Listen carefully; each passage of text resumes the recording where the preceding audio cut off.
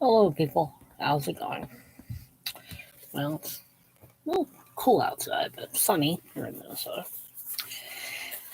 What is a church father? What is a church mother? Because they did exist until the church decided to become ridiculous and pretty much human ego and everything else you can think of. There were church mothers, people. I'm sorry. There were. I will read that soon. I'm going to read this part first, though. But there are some books I want to show, and as far as I understand, a church father really is the people who, after the last apostle died, John the apostle, died in Ephesus. The church fathers generally really are considered those theologians, preachers, teachers whose names you probably recognize, but probably don't know much about. They defended the scriptures, they expounded on the scriptures, they wrote about them, they explained them. I mean, I'm going to read from the book, from this book. This book is very good. It's the first book I would recommend. This is a very good book, by the way. I mean, it covers all sorts of things. Why read the fathers? The modern mind and biblical interpretation of the fathers. Who are the fathers and the mothers? It's there. I'll read that. The four doctors of the East, which is the Eastern, which would become the the Eastern Orthodox Church, which is basically Greece and Turkey area and Constantinople, basically. That would be the Eastern Fathers. Come on, I'm in the book. Like Anathesius, Gregory of Nazianzus, Basil the Great, and John Chrysostom. Those are the Eastern Fathers. Just think of everything from Greece that way. East. Yeah, well, if you're sitting where I'm sitting, that's east. That way would be west. Even though on the screen it's probably in the other way around. The four doctors of the West: Ambrose, Jerome, Augustine, and Gregory the Great. Basically the ones that are occupying the seats of Rome, and so on and so forth. The fathers in the scriptures: exegesis of Alexandria, the fathers in the scriptures, response of Antioch, making sense of the patricitic exegist, basically why men basically took over and less the fathers of the church disappeared. Because in the first few hundred years, women did play a predominant, very dominant, sometimes very out in the open role in the church. It took the church basically forgot that we're all one in Christ and Jesus will use everyone. And once human ego kicks in, well, I'm sorry, we're more important than you. I know I don't think I'm exaggerating. Because this is also the era when the church decided we don't need all that Jewish stuff. This is where it began, people. This is where the idea of anti-Semitism began with the church against the Jews. And I'm getting off track. I know I am. But maybe not really. Because in a lot of ways, in fact, the core beginning of why the church lost a lot of reason it existed was politics, anti-Semitism, and anti-Semitism. And let's get rid of all the Jewish stuff. Which the Apostle Paul, Jesus, and the Apostle Peter, and all the rest of them would have had a fit over. But I'm kind of getting off course, but that's all right. It's fine. Let me read. That's one of the things I want to do. What is a church father? I'm reading from this book. We move now to the title church father itself. The idea of a father in faith has a long history in biblical and ecclesiastical usage. The Apostle Paul speaks of himself as a father to the church of Corinth. You have 10,000 guardians in Christ. You do not have many fathers. For in Christ Jesus I became your fathers for the gospel. 1 Corinthians 4:15. At times the rabbis were called father, and the term also occurs in the Pythagorean and Cynic art circles. It generally designates a teacher who is instructing and guiding disciples to religious and philosophical truth. Clement of Rome calls the apostle fathers as he exhorts the Corinthians to live in harmony without bearing malice, in love, peace, with constant gentleness, just as our fathers of whom we spoke earlier pleased him. In the late 2nd century, Irenaeus stated simply, he who has an instructor, he is called his father. Clement of Alexandria elaborated these words. Words are the progeny of the soul. Hence we call those that instruct us fathers. And everyone who is instructed in the response of the subjection to the Son is instructor. Basically, the church fathers are those people who, after the Apostle John died, finally of old age, these people rose up, whose names people would know at that time very well, better than now. I think most of church history has been so badly neglected. I don't think they would know who half of these people I just said were. And it's sad, because the church fathers, as much as they agreed and disagreed with each other in areas, and as much as they wrote it for and against each other sometimes, they were fighting heresies. They were fighting cults. They were fighting Gnosticism. They were fighting people who wanted to be under the law. They were fighting Rome sometimes.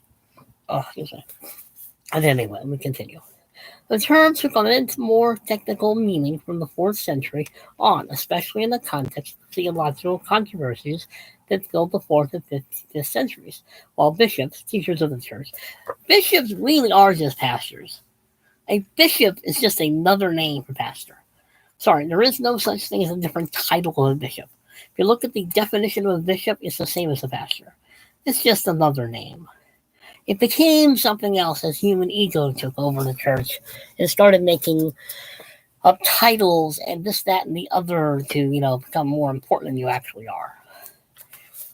I'm trying not to get you upset, because the church really, what was trying to defend its theology, was throwing a lot of theology out the window that was attached to Judaism. You cannot have Christianity without Judaism. You're never going to convince me otherwise.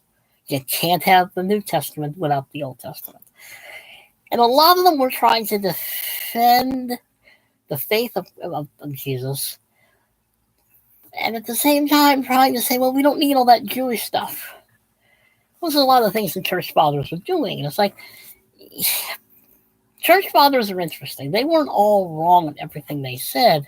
They just had a tendency to want to make it more and more sterile of Judaism and more Gentile. And I'm sorry, it's going to offend people, but that's what the early church was doing over those first 500 years. I'm sorry, and I'm not really sorry. Because if you read a lot of what the church fathers, early fathers said, they literally are saying, we don't need this Jewish stuff. We don't need this anymore. Which is why I think a person should study the church fathers, and why they should study what the church fathers said. And so find out why the church is in the mess that it's in. And also to take note that a lot of them really did work trying to defend the truth, if they could only get out of their own way.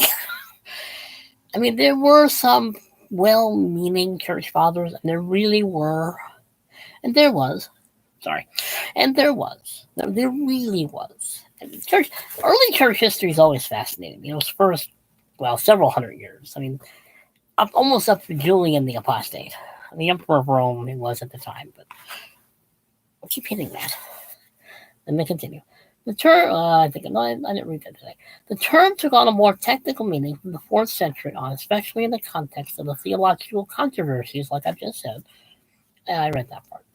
Bishops were faithful to preserve and protect the decision of the Council of Nicaea. The Council of Nicaea is fascinating and very interesting and very worth reading. Here is where the church fathers got together. They didn't all agree with each other, that's for sure. But the ones who understood what the Orthodox faith was, they come across as saying, yeah, this is the Orthodox faith. We have to do something. We have to clarify what we believe, which is a lot of what the church fathers were trying to do. They really were trying to just clarify why they believe what they believe, what scriptures are important, what scriptures are not important, what do we really believe, why do we really believe it.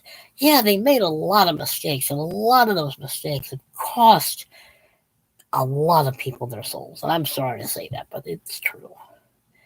I mean, there were some... It is a fascinating era. It is so dynamic with personalities and conflicts of faith and conflicts within the faith, and one of the biggest mistakes, and this will always be I'm apologizing. The biggest mistake the church ever made was thinking it converted a Roman emperor. It didn't. Constantine was never a Christian. You're never, ever going to convince me that Constantine did anything other than use the Christian faith as a political tool to stay in power.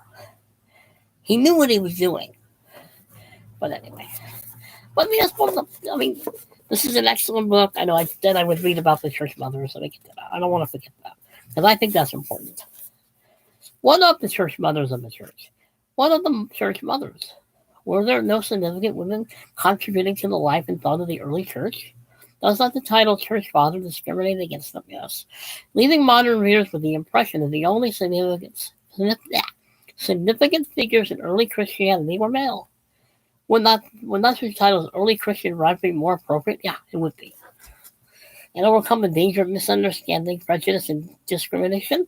Is it fair or wise to retain such a loaded and potentially harmful title as Church Father in the modern context? Yes, it would be. Because there were church mothers. The Apostle Paul didn't have a problem with women teaching in the church as long as they were in the role that he believed they should be in. And it's teaching the women. And probably even teaching the kids. The only thing he knew was that they're not allowed to be pastors. I'm sorry, they're not. That is the role of the man. That is how it is done. That doesn't mean that women cannot teach in the church.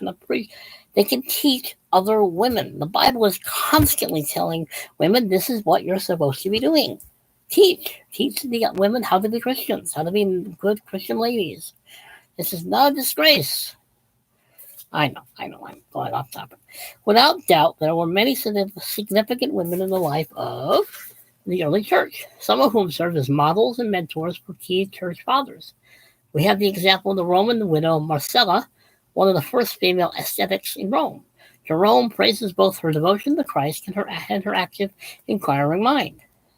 Jerome's closest personal female friend, was Paula, whose wealth made possible the construction of a number of monasteries in Bethlehem. Paula died in 404 AD. Jerome penned the following lines in his memorial letter to her letter to her. Okay, this is not written very well. Memorial letter to Paula's daughter, and I'm not going to try to say this name because I will butcher it. And I'm going to try. He was especially touched by Paula's willingness to endure separation from her children for the sake of the gospel. Among the harsh fates of captivity of being in the hands of enemies, and none is more cruel than parents being separated from their children. She endured this with full confidence to her, though it is against the law of nature, yes, she sought it with rejoicing spirit, making little of the love of her children by her greater love for God. I confess that no woman loved her children like this. Before she departed, she disinherited herself of earthly things and bestowed on all of them so that she might find an inheritance in heaven. The church fathers and the church mothers are just basically simply defenders of the faith and trying to figure out what that faith meant. You would think it would be easy to understand. You have the writings of the apostles, but it took a long time and a lot of mistakes to get to the point where, this book, this is where this book comes in. Same author. This book is probably better than that one. I like this one almost more than I like that one. This one talks about the different church fathers and their impact on the church and their influence and about them a little bit. Let's see. Let me get to this book first. This book I would recommend first and foremost. It deals with preparing to learn theology with the church fathers. They dealt with the Christ, the Son, the begotten, not made, which is what the Council of Nicaea was all about. The mystery and wonder of the Trinity, Christ, divine and human, on the Holy Spirit, sin, grace, and the human condition, God's transient providence, garbage truck. God's wise and loving providence, the sacred scriptures, one holy apostolic church, the resurrection of the body and life everlasting. These are the things that for a few hundreds of years, These are the things that church fathers and probably the mothers were debating and arguing with and about and writing about and defending and preaching. And it is amazing that we have the scriptures at all. It is a miracle that the scriptures even still exist. Because they were so much against of what they were dealing with. Yes, they made mistakes, and some of them were very great mistakes and great errors. And yeah, you could say their hearts were in the right place, but not all the time. I mean, kicking the Jewish part of Christianity out was a horrific act. It's why we had the persecution of the Jews for 15 to 2,000 years. Because the church literally convinced itself that none of that stuff in the Old Testament really matters anymore. How do you explain the New Testament if you don't have the Old? I'm not sure if anyone ever asked themselves that question, but I'm pretty sure that none of them did. Maybe some of them did, but I would recommend these two books. Great author, great books. I mean, he talks about the actual church fathers themselves, like Augustine, Jerome. He even talks about Origen, who said one thing in public and something else in private, and he would have made the Jehovah's Witnesses very happy.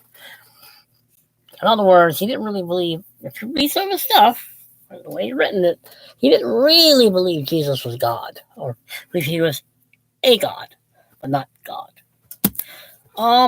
Minor little books.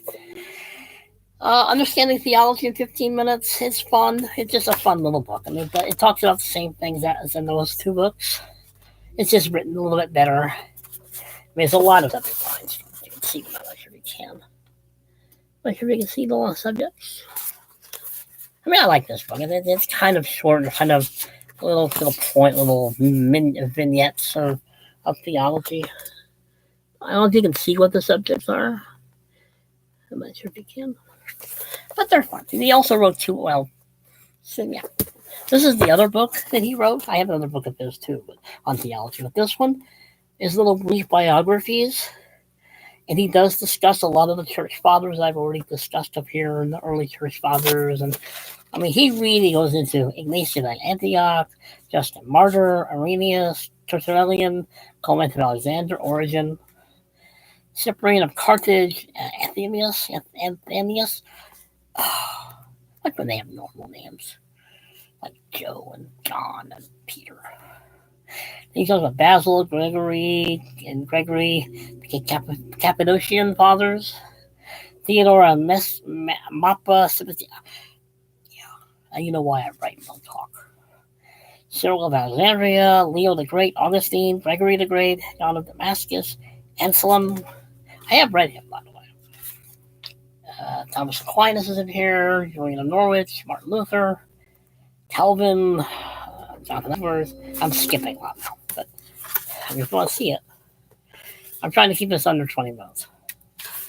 But, I'm sure you can see the names, but can you see the names? I'm trying to get this where it looks like you can see it. The sun is probably in the way. I'm probably angling it wrong, but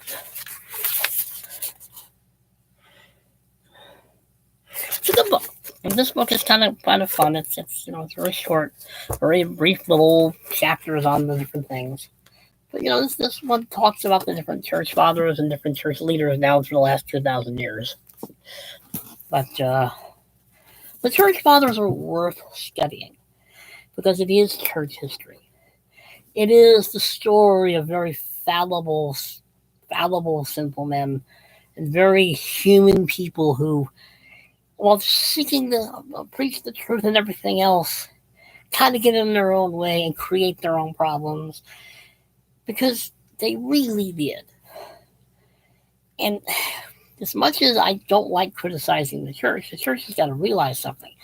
It really did get in its own way, screw up in a lot of ways, threw a lot of doctrine out the window because it had Judaism somewhere in it. I'm not kidding. I mean, one of the church early 2nd century, and I think it was Ignatius. I think it might have been him. I think it was Ignatius, who literally said we don't need Judaism. Well, if you don't have Judaism, you can't have Christianity. because Christianity is where Judaism came from. Now, I think I understood what he meant, but that kind of talking, that kind of action is why Christianity went down a road it never should have gone down. It never should have taken almost 2,000 years for the church to say, oh, yeah, Jesus was Jewish. That's a good thing now. Yeah, okay, it was a good thing back then, too. But anyway, I will be done ranting and raving now. Anyway, but these are good books. I mean, they are. There are some others I'll probably do. I'll probably do another one on the Church Fathers, other books that are worth reading, or at least church history. I like early church history. To me, it's fascinating that the church has survived, despite the church's best efforts to rewrite whatever it is it thinks it believes sometimes. And I wish they would say it that way, but it's how it feels sometimes. It's like the church has, it's almost like it's realized, oh, we're part of Judaism. Now we have to go find it again. Well, if you hadn't thrown it away in the first place, you wouldn't have to go find it again.